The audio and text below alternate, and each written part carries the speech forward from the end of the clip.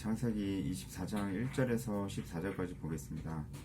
이제 그 전에 말씀드렸듯이 아브라함의 이야기가 끝나고 이제 이삭의 이야기가 시작이 되고 있습니다. 아브라함이 나이가 이제 많고 이삭의 아내를 구하는 장면이죠.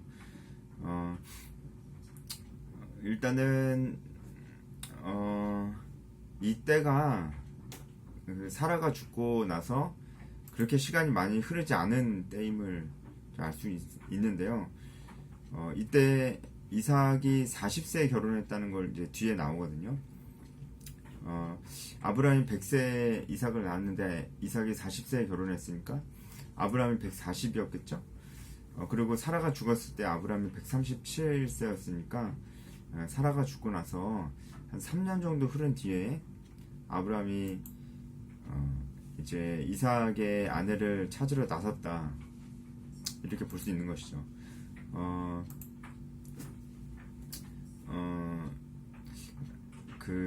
이 일을 아브라함은 굉장히 중요하게 여겼습니다.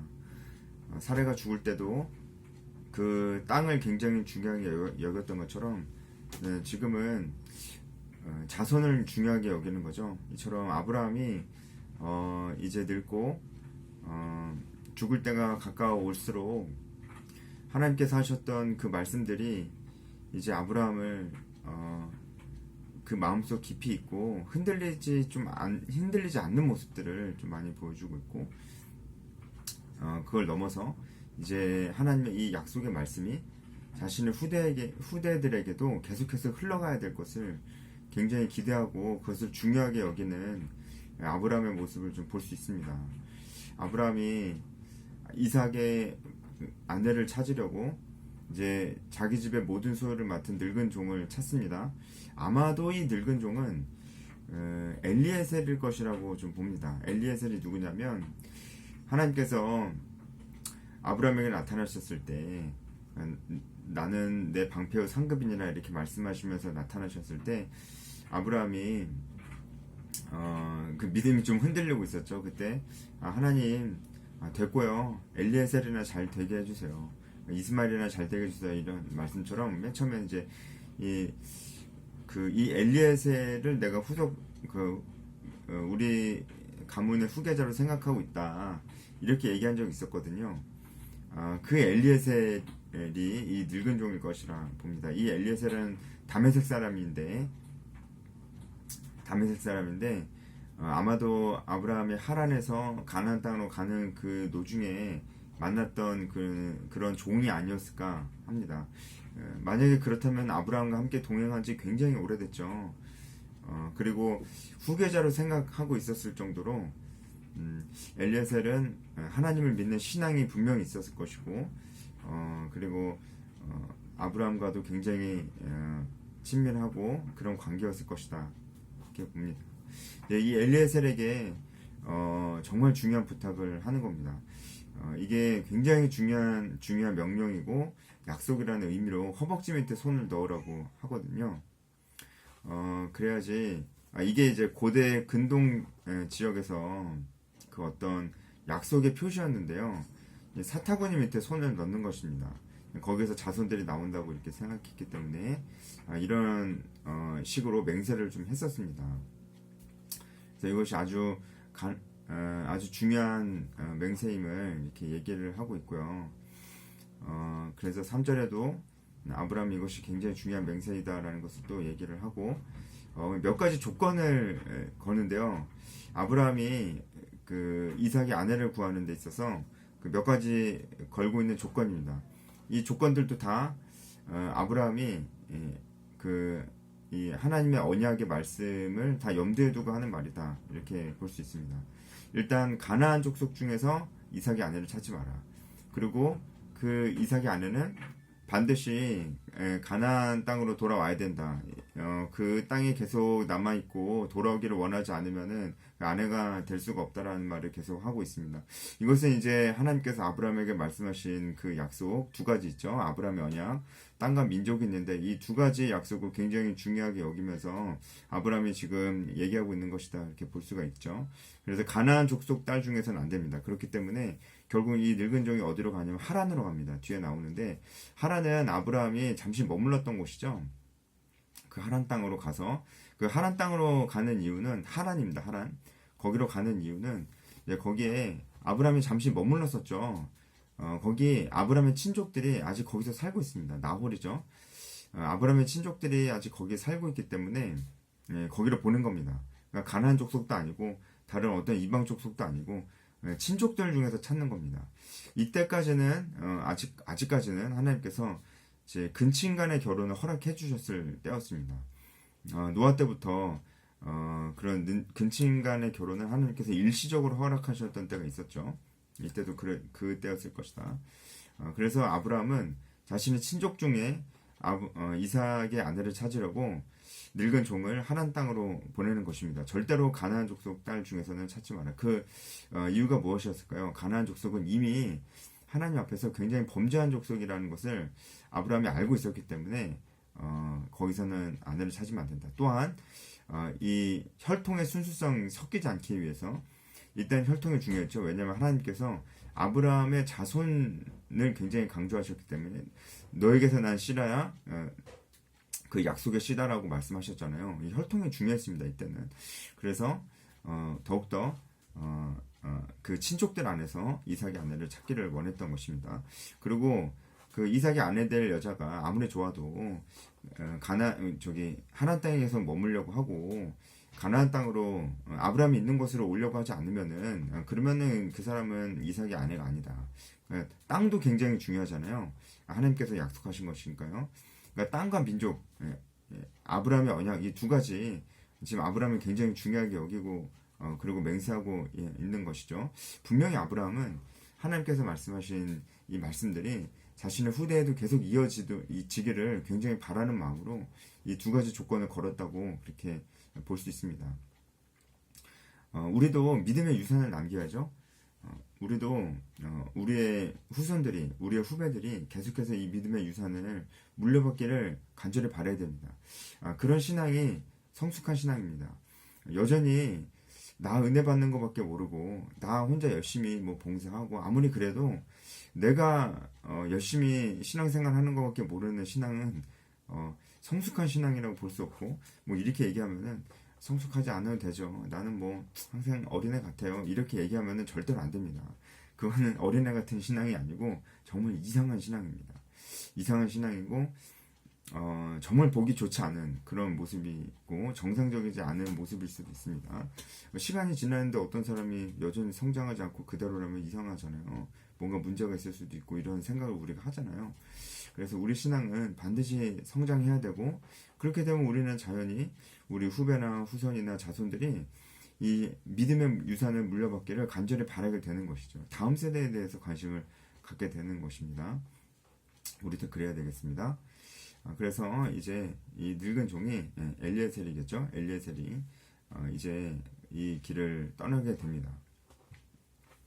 그리고 아브라함이 이 늙은 종에게 많은 선물을 줍니다. 이거 예물이겠죠. 낙타도 10피를 끌고 갔습니다. 이때 당시에 낙타가 굉장히 귀했는데요. 낙타 10피라면 굉장히 부자였다는 것을 또 좀 알 수 있어요. 그래서 메소포타미아의 나홀의 성에 이르렀습니다. 10절에 여기 하란입니다. 하란. 나홀의 성에 이르렀습니다. 그래서 이제 늙은 종은 이 많은 사람들 가운데서 또 나홀의 친족들 중에서 이삭의 아내를 찾아야 됩니다. 우물 곁으로 갔습니다. 이 우물 곁으로 간 이유는 이 우물을 주변으로 사람들이 제일 많이 모였기 때문에 그래요. 사람들의 왕래가 많고 사람들끼리 그 네트워크도 많은 곳이 바로 이 우물 곁이었습니다. 그래서 이제 이 우물 곁으로 간 거죠. 그리고 이 우물 곁으로 나오는 여인들을 유심히 이제 지켜본 겁니다. 그리고 12절에 엘리에셀이 기도를 합니다. 원하건대 오늘 나에게 순조롭게 만나게 하사 내 주인 아브라함에게 은혜를 베푸시옵소서. 여기서 은혜라는 단어가 정말 중요합니다. 이 은혜는 헤세드인데요. 여러분 아마 이 단어는 너무 유명해서 많이 들어보셨을 겁니다. 이 헤세드는 우리가 자비하심, 하나님의 자비하심으로 많이 알고 있습니다. 맞습니다.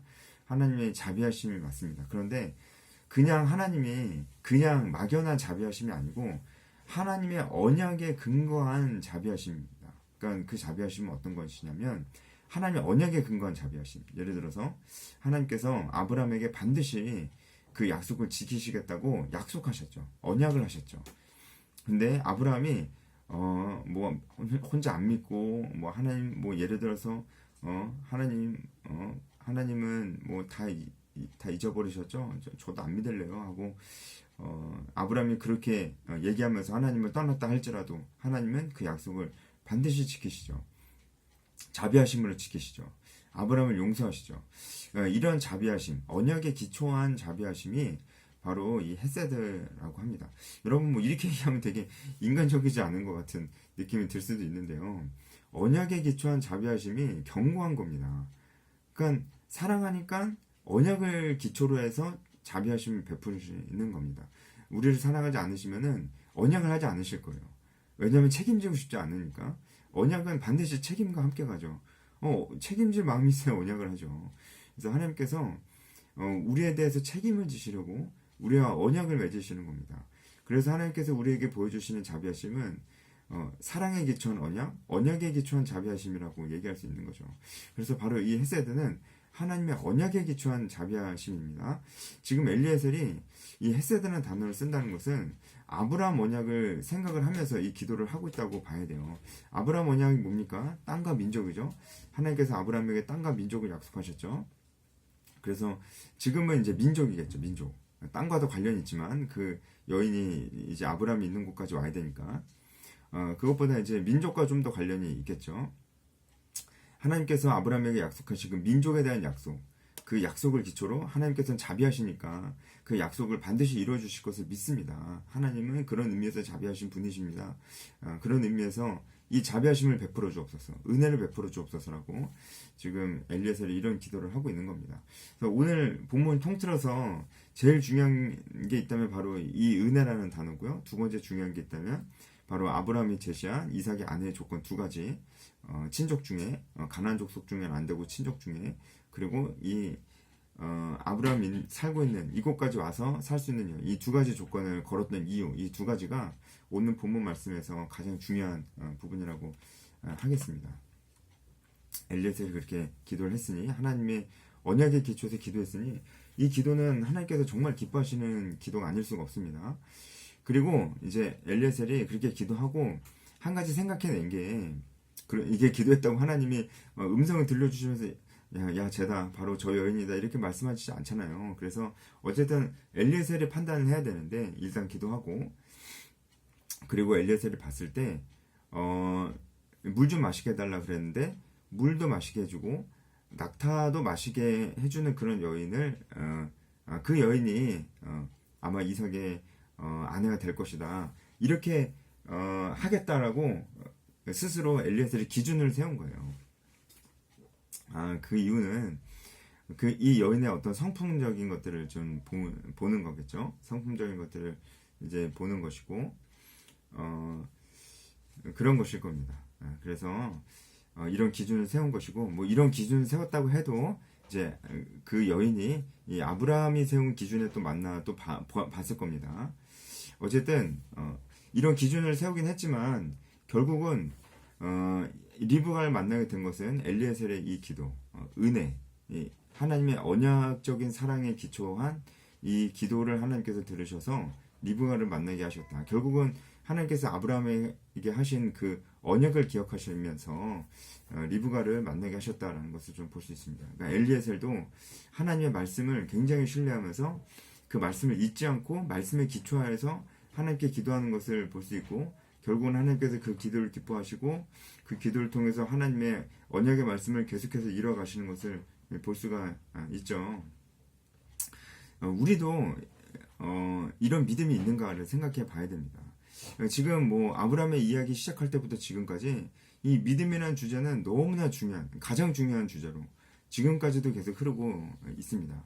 엘리에셀도 아브라함이 하란을 떠나서 가나안 땅에 올 때부터 지금 사라가 죽고 아브라함도 아주 늙은 나이가 될 때까지 그 곁에서 하나님께서 아브라함에게 어떤 일을 하셨는지 다 지켜본 사람이에요. 그러니까 그에게도 하나님을 향한 열정 있는 신앙이 있었을 겁니다. 그래서 그 신앙으로, 그 믿음으로 하나님이 그 약속을 반드시 지키시는 분이라는 것을 믿고 이렇게 기도를 하는 것입니다. 우리에게는 이 믿음이 있는가? 우리에게 어떤 믿음이 있는지를 생각해 봐야 되겠어요. 하나님의 언약에 기초한 믿음. 그러니까 하나님의 언약의 말씀을 우리도 믿고 있는가라는 거죠. 엘리에셀만큼, 아브라함만큼 우리도 하나님의 언약의 말씀을 믿고 있는가라는 생각을 반드시 해봐야 됩니다. 그러니까 뭐 제가 자주 얘기하지만 이제 뭐 모태신앙 중에 그런 사람도 아주 많고 뭐 심지어는 교회 안 다니는 사람 중에 그런 사람들도 가끔 있는데 하나님 믿습니까? 그러면 자기 믿는데요. 근데 뭐 행동하는 거 보면은 그냥 세상 사람들이랑 똑같이 세상 사람들이 즐기고 있는 그런 문화들, 근데 정말 성경적으로 받아들일 수 없는 그런 문화들도 그냥 다 즐기면서, 그리고 교회도 오고 싶을 때 오고 아무런 활동도 하지 않고 그냥 예배만 이렇게 드리고 가거나 예배도 겨우겨우 드리는 그런 사람들, 하나님 말씀도 거의 알지 못하고, 그런데 자기는 하나님 믿는데요. 그렇게 얘기하는 사람들, 그게 진짜 하나님께서 기뻐하시는 그런 믿음일까요? 그럴 수가 없습니다. 왜냐면은 지금 엘리에셀이 잘하고 있는 게 뭡니까? 하나님의 언약을 기억하고 그 언약의 기초에서 하나님께 기도하는 게 잘하는 거겠죠. 그러니까 우리로 따지자면, 우리에게 적용을 하자면 어떻게 해야 됩니까? 하나님의 언약의 말씀을 기초로 해서 우리가 믿음을 가져야 됩니다. 하나님의 언약의 말씀이 뭐예요? 성경 말씀이에요. 성경 말씀. 성경 말씀을 아는 만큼 우리가 우리의 믿음이 견고해질 수가 있는 겁니다. 그래서 하나님의 말씀을 귀하게 여기는 것이 지금의 우리가 해야 될 일이다라고 보는 것입니다. 그리고 아브라함이 후손들이 계속해서 이 믿음을 가지고 이 믿음이 후대까지 계속 이어지길 원했잖아요. 이것도 우리에게 적용할 수 있습니다. 우리도 우리 후배들이, 또 후손들이, 자손들이 하나님의 말씀을 잘 알고 하나님의 말씀을 기초로 해서 그 믿음을 가지기를 계속해서 바라야 되는 것입니다. 그래서 우리는 하나님의 말씀을 잘 알아야 되고 우리 자신이 그 하나님 말씀 위에 서 있어야 된다는 것이죠. 하나님의 말씀이 얼마나 중요한지, 엘리에셀이 아브라함 언약을 이렇게 중요하게 여겼던 것처럼, 아브라함 자신도 하나님의 언약을 그렇게 중요하게 여겼던 것처럼, 우리도 지금은 하나님께서 우리에게 주신 언약의 말씀인 이 66권의 하나님의 말씀을 그렇게 중요하게 여기고 있는지를 우리도 생각해보고, 이 하나님 말씀을 기준으로 해서 지금 우리가 직면하고 있는 여러 가지 문화적인 현상들, 사회적인 이슈들, 정치적인 쟁점들, 우리가 이런 것들을 분별하고 있는지, 역사를 판단하고 있는지, 우리가 그런 것들도 말씀을 기준으로 판단하고 분별의 잣대로 삼고 있는지를 우리가 생각해 봐야 되는 것입니다. 우리가 만약에 그렇게 하고 있다면 우리도 엘리에셀처럼 하나님의 언약에 기초해서 하나님께 은혜를 구하며 그렇게 하나님께서 기뻐하시는 삶을 살고 있는 자들이라고 할 수 있겠습니다. 네, 오늘 여기까지 하겠습니다.